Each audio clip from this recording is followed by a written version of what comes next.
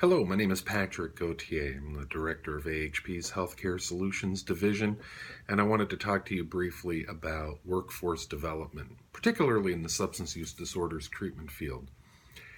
You know, it's my opinion that particularly right now with all of the reforms taking place across our healthcare system, and whether it's healthcare reform itself and Medicaid expansion and the health insurance exchange or any of the CMS innovation grants that have been promulgated recently, that it's not just the system that needs to reform, it's providers need to reform.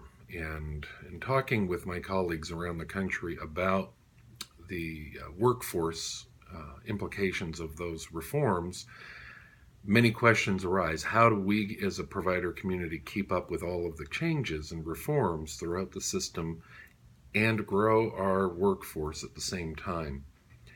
Particularly in light of the fact that we've been marginalized for decades, underfunded, under-resourced, and that there's a pent-up demand for addiction treatment that far outstrips our ability to meet that demand with adequate workforce. So how do we go about developing training, technical assistance plans that will help us move in that direction? And I think there's another twist that I would put on this argument right now, and that is with respect to parity and equity.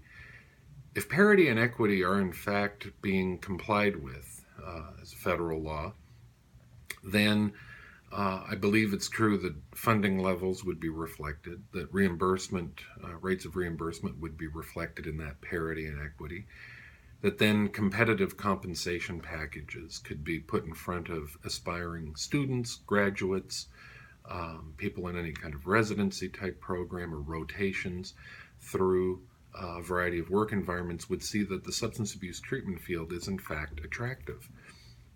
That would enable then providers to recruit and retain qualified, licensed personnel and maintain a fair seat at the table with their mental health and medical counterparts.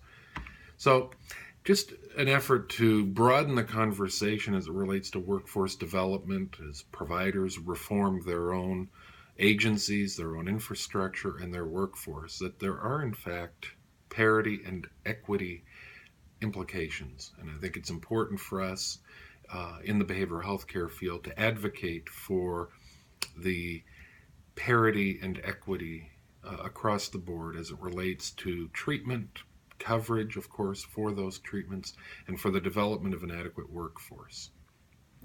Thanks for listening.